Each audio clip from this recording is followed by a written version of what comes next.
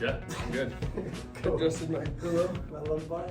And we just, our job and our responsibility as licensed agents is to be forthright with insights that we've seen.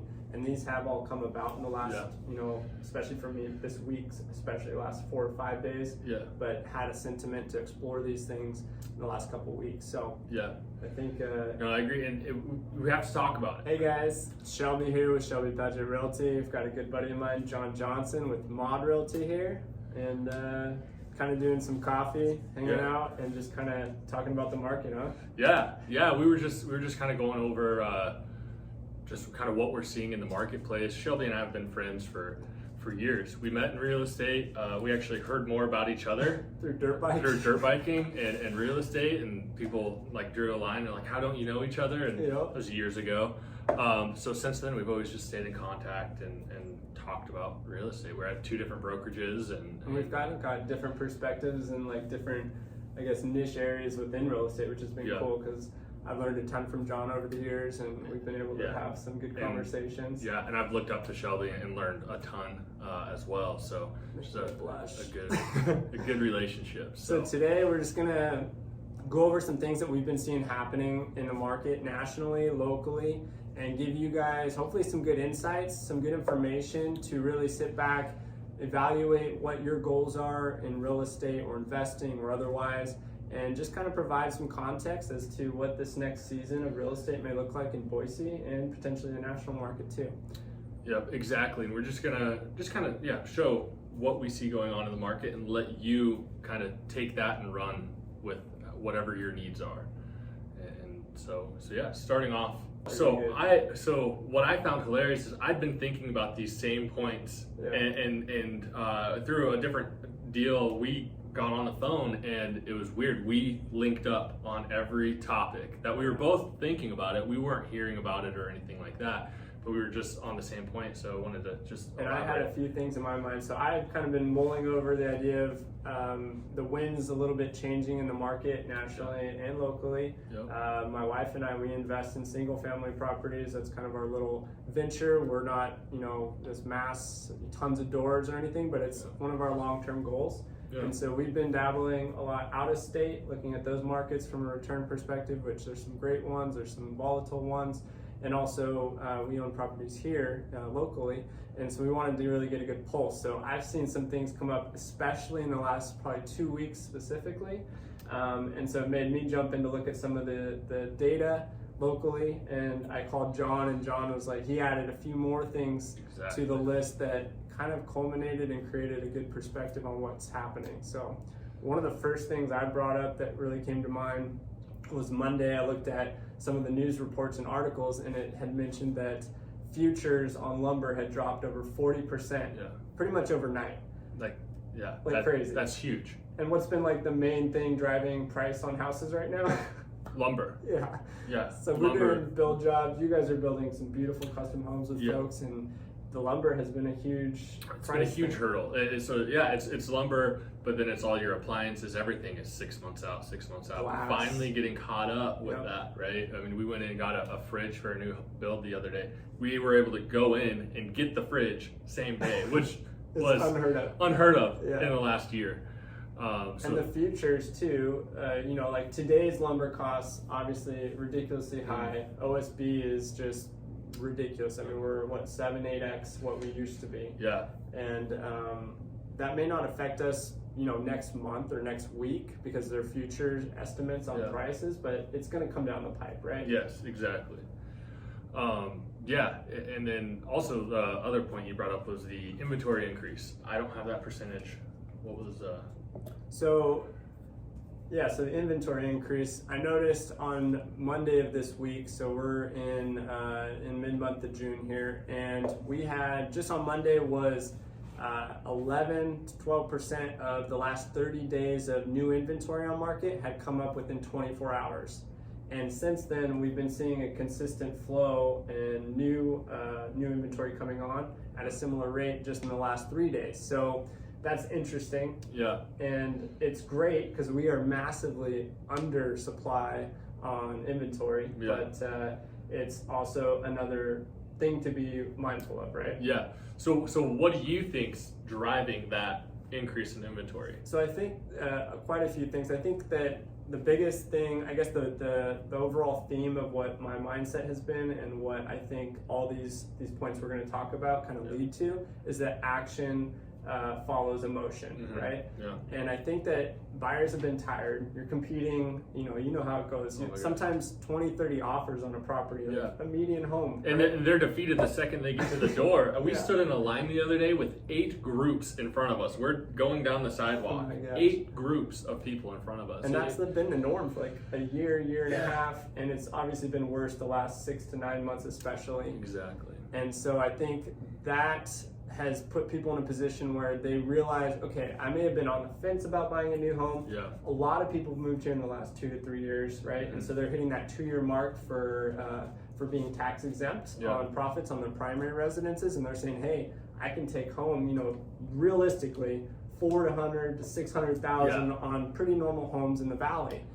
And that's just ridiculous. So show me any investment other than like getting in Google, really, right? It tends to double, and like literally some homes have doubled in 12 months time, which is just astronomical. So I think people are taking advantage of that. I think people, they think, okay, we've been on a good bull run for 11, almost 12 years now in the valley, and economically, how long can this go? We don't know the answer, but there's always indicators that in retrospect you're like, oh, I know that was that's why that happened, right? Yeah, and I have a listing came up today, that exact same scenario that you just listed. He bought it 3 years ago. They've had a good run. They've rented it out. It's been a great property, and the equities just went up so much that he goes, listen, even if it continues to go up, I'm pulling out now, still good. and I'm doing very well. Yes. And it's crazy to think he bought 3 years ago.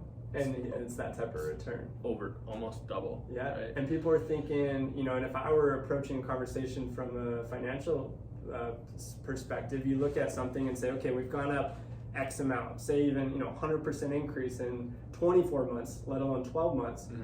How much more can we see another 100% in the next 12 months?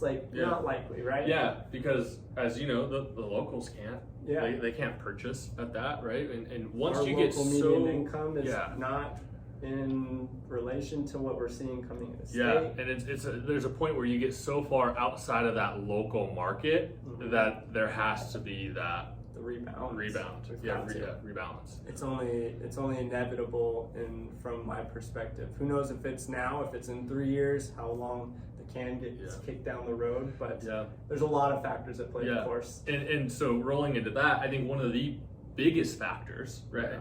There's a few big factors, but I would say probably the biggest factor right now is we have 4 national builders moving into this marketplace.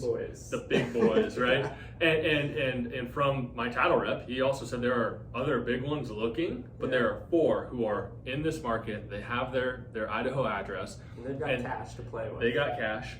One of them has a $1 billion budget, right? Yeah. That was a number that was put out, and that's pretty these aggressive. names they're starting to acquire and have been acquiring some property under the radar for some time. Exactly.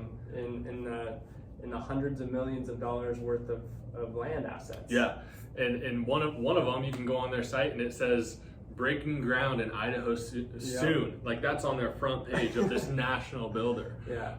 So what I see happens there, without too much speculation, and I'll let you guys kind of do with what you want this information. They employ.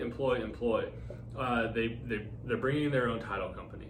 They're bringing in their own mortgage. They're providing a labor force at a rate that is suitable for them. Yeah, and they can knock out houses faster than our entry level guy can, and they can do it faster than our custom home builders. Yeah, unfortunately, and they can a lot of them do it at a quality that just a quality and price that undercuts everything pre-existing and new build as well. And that's a term that's been used in the past when this same type of environment has developed with national level builders coming into fairly small markets like ours. they call it consolidation, right? Where they come in, it sounds like a great thing for the market from a high level, like, oh great, they're coming in, they're investing in our area, this is wonderful. And there are a lot of positive attributes to that, but there are also side effects that do occur, meaning when they do come in and they're able to produce a product, i.e., the big box stores that we see that can mass produce the same t-shirt at a lower cost, what happens for the price point for all products on market? Custom and that are done in a production scale. Yeah. They all come down. They all come down. They all come down, and if they can't come down, they get squashed. Yes, right? They burn out. And that's another, probably a negative side effect, or it goes both ways. It's healthy for the market. It's a cycle, right? Yeah. It's healthy for the market. It's healthy for the consumer. But we have X amount of builders. We see that could get just squashed, right? Yeah. Down to a much more realistic number. Yeah, and this has happened in markets previous to our market, so it's nothing new. It's just new for our local area here. So that's something to keep in mind too. Another huge topic, and of course it's going to be a pretty substantial video, so we appreciate you guys watching. Yeah. There's a lot of good info here if you do spend the time to watch and listen. But another big topic that you'd mentioned is forbearance, right? Yeah. Can you explain just real quickly at a glance what forbearance is and why it came about, obviously through COVID, and what the effects are? Yeah, so with forbearance came around when jobs were, there's a stay-at-home order, and there was the essential workers only could go to work. So there are these people that were now out of job or out of monthly paycheck or whatever that may be. So the banks, the lenders put in this forbearance. Yeah. So they didn't have to pay their mortgage for 1, 2, 3, 4 months, depending on every, yeah. Each one was different, what they could do.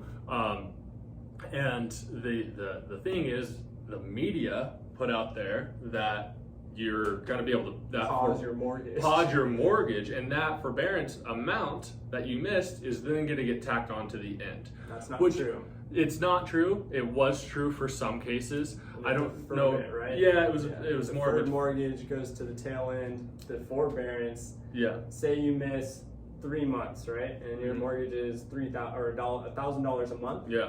On month 3, as I understand it, you owe $3,000 back pay plus interest plus the next month. So you're $4,000 and change due on month 3 or month day 1 and month 4. So imagine these people. There's millions of Americans that have gone into forbearance because of financial situations, and those are going to be coming due this year. Yeah, and that just backtrack a little bit. The forbearance, the term was used differently by different financial institutions, and different media outlets were using it differently. So there were some forbearances that were going on the end, and they were calling them forbearances. And then it got mixed up. And then it got mixed up. So then everyone's just like, well, hey, I get my stimulus check. I don't have to pay mortgages. Why do you think all these people have brand new vehicles? Yeah. I've never seen this many new vehicles. Not to go down a rabbit hole. Especially in Boise. Yeah.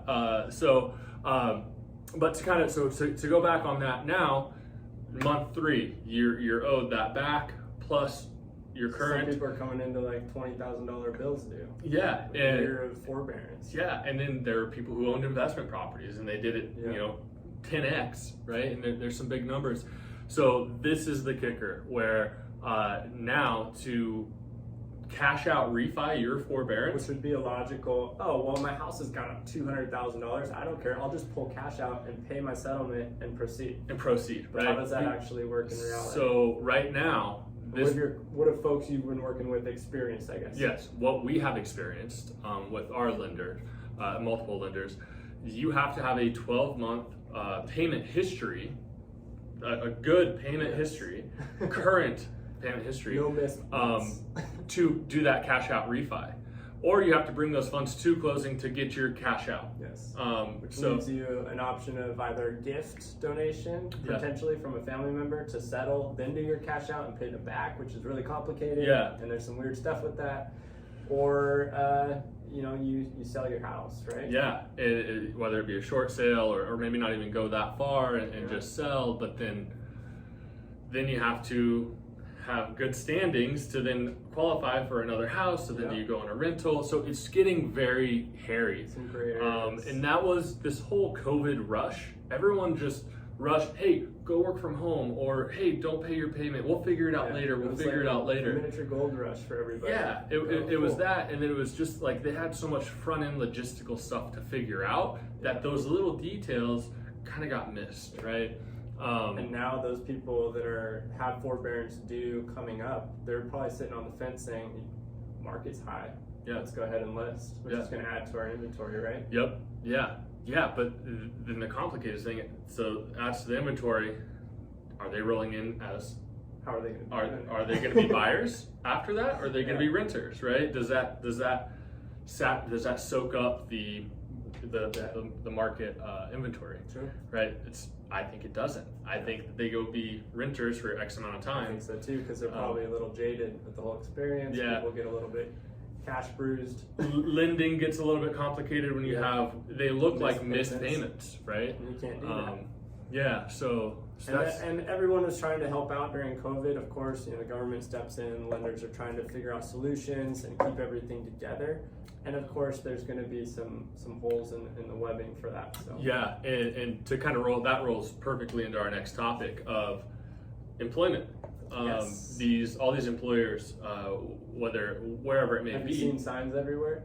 Yeah. Restaurant workers, laborers, framers, everybody needs labor because on June 19th, the unemployment assistance is over, right? Which is great. We're going to see that, Which means Joe Schmo isn't going to be making more sitting on the couch collecting his unemployment stimulus or his unemployment assistance, I guess you should say, than what he did working 8 to 10 hours doing a labor job or a server job or whatever it may be, right? Mm-hmm. So what's that going to do? A resurgence of available labor forces, correct? Yep. Which, all in all, supply and demand, just like our market, the more labor we have, labor rates are going to decline. Labor is going to decline in futures. We're going to see a settling of baseline costs with the culmination of these things happening. More inventory creates a lower price point. Yeah. Those are historically proven facts. Yeah. These are not us. Not that they may happen. Maybe we'll get a unicorn. Who knows? Yeah. But there's just so many of these points, right? And there's so many factors leaning this way. Yeah. But to go on employment, the start of COVID. Everything was on fire. Everyone's like, what are we doing? What are we doing? How are we doing this? Am I essential? Am I unessential? What are we doing? And these corporate people were like, to keep business going, go work from home, right? But that's really all they said. They said, go work from home. They had so much front-end logistical stuff on how to change their business, how to adapt to working from home. Cut overhead. Deal with... Great, my overall overhead is less. My employees are currently working remotely, maintaining usually a similar salary. Mm-hmm. Now we're going back into motion. How do we, as a corporation, from their perspective, whether it's ethical or not, how do we go ahead and increase our profits? Yeah, and so what they're seeing is, hey, where is your primary residence? Are you in California? Are you in Seattle? Can you come back to the office for a day a week, or or whatever it may be? Some policy. Yeah, so what they're finding is these people have moved to Idaho or to Texas Indiana, or to South Carolina, wherever, name it, right? Yeah. And now these employers are like, whoa, wait a second, we're still paying you California wages. Let's go ahead and get a study going. Let's get a study going, and there's these companies out there that do these studies and they evaluate what X job pays in X city. Cost of living, and they take everything into account. And so without going too detailed in that, we're seeing, I've had 2 clients call me, hey, company's starting to pursue. They're going to pursue this. Wage cut.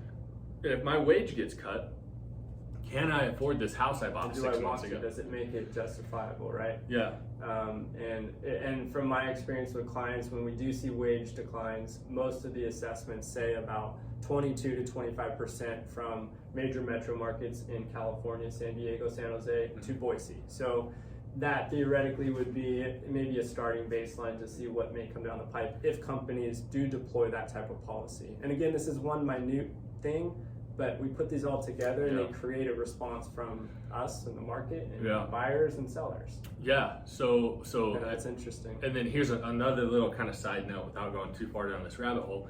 what happens if you're getting a 25% pay cut or 35% pay cut? Who knows what that happens, because these corporate companies, they have their little tricks on how to label that job description for it to come in valued less than possibly what that job description is. Now there's disputes and whatnot, and we are going to get there. Tactics that are being employed. Yeah, these are tactics that we see actively being deployed. So my thing is, what happens? How much does that pay decrease happen to the cost of living, to where California doesn't seem that undesirable now? Yeah, you can live on the beach. They got a lot of things that are pushing people out, and that's a whole nother topic. But at some point, the equilibrium can shift or rebalance, right? So that's interesting too. Yeah. So it's just something to. And another thing, so we're going to go through these as quickly as we can. Thanks for continuing to watch. Hopefully this is insightful for you guys. Is sentiment, right? The overall sentiment of Americans, the overall sentiment of the U.S. dollar, of inflation, of new policies in place to incentivize and decrease spending or behaviors, right? Yeah. So I would, and it's been noted, there's people that say the U.S. dollar's gone in inflated inflationary experiences of up to 25% or 20% in the last, 12 months or 24 months. So things like that create, again, an emotional experience for buyers, for people in the market space. We start to question, okay, well, my pay increase has gone up maybe 4 to 7%, but my value of my dollar or the cost of the house has gone up 60%. Like that, those things don't necessarily line up all the time. And if we continue to experience this, people start to think, okay, when does this stop? When do we reset, right? Or what does a reset look like if there is one? And if not, then how much is this going to go up? Like, can I even afford a house anymore? No, it's and that leads to like fatigue, right? Have you experienced that a little bit recently? Buyer fatigue, where they're just kind of like, man, they're burnt out. We'll go through X amount of homes, and they get bid here, bid there, and I've seen somebody lately that let's just get through this summer. Let's go enjoy summer. I've had we'll come back to it. We'll come back to it. I literally had a client 2 weeks ago. They're like, hey, we bought a camper. We're going up to North Idaho for 2 weeks. I just got off a call today with that same thing. We got an RV. We're just gonna go explore beautiful Idaho. I'm like, dude, that's awesome. they need that mental reset, right? So that buyer fatigue it's real right now, and we're all feeling, even as agents, right? We feel it. It's not a huge thing too, but nationally speaking, there's about 11% of recent home sales in the past months have been executed by LLCs and entities. You've heard probably on the news about Wall Street and certain companies getting involved with acquiring single-family neighborhoods, not homes, neighborhoods. And these are up in the hundreds of millions of dollars of acquisitions to basically create a new wedge against inflation, have cash flow on day one, and have a portfolio to divest into their investment clients, right? So that's interesting too. Who knows when they're gonna? And that's weird, because instead of having 100 people and 100 people owning a single family home, and then when they go to sell, it's one at a time, or a trickling effect. You have a company that owns 60 in a certain neighborhood out of 100, and if they choose to liquidate their portfolio, they can change the market locally there in a heartbeat. And it's not a huge concern. Like I said, it's about 10-11% nationally speaking, but that's still significant in comparison to what it used to be. So I think that's another thing, which leads kind of to what is a real emotional response, is where we get into panic selling. And I've met with a few people. I actually know a builder in Eagle that wants to sell his primary residence because he's seeing these same signs, because he's in the industry. He's like, maybe we just sell our primary, move into our rental just down the road, and see what happens, right? And see what happens. That's the thing. Everyone wants to see what happens. And I mean, panic sellers, right? And that can happen. That's when we start getting into massive inventory dumps, and that helps, for our market. Now, so a positive side for Boise in terms of stability or sustenance is that we have a massive demand, right? So last few months we've been in the about negative 75% year over year negative inventory supply. As of this last 30 days, it's gone down into the 50 percentile for Ada County. Canyon County is not too far behind, somewhere in the 30s. But that's that's a lot to make up for in terms of inventory. So that's a good thing, meaning we can probably ride through quite a bit of transition or shifting before we really stabilize. And then where it may go from there after, I'm hoping we see a stabilization, prices come into more of a consistency, and we start seeing more like 30 to 60 days on market, which is healthier. I just had that conversation this morning. I was like, hey, this same seller has called me the last 30 days. Hey, has this house sold? Could you look up this one? Has it sold? And I'm like, oh no, it hasn't sold. He goes, why? Why has it made it past the first market? It's like, hey, it's the first 4 or 7 days. I was like, let's we're okay to be on the market for 15 days. We're okay to be on the market for 30 days.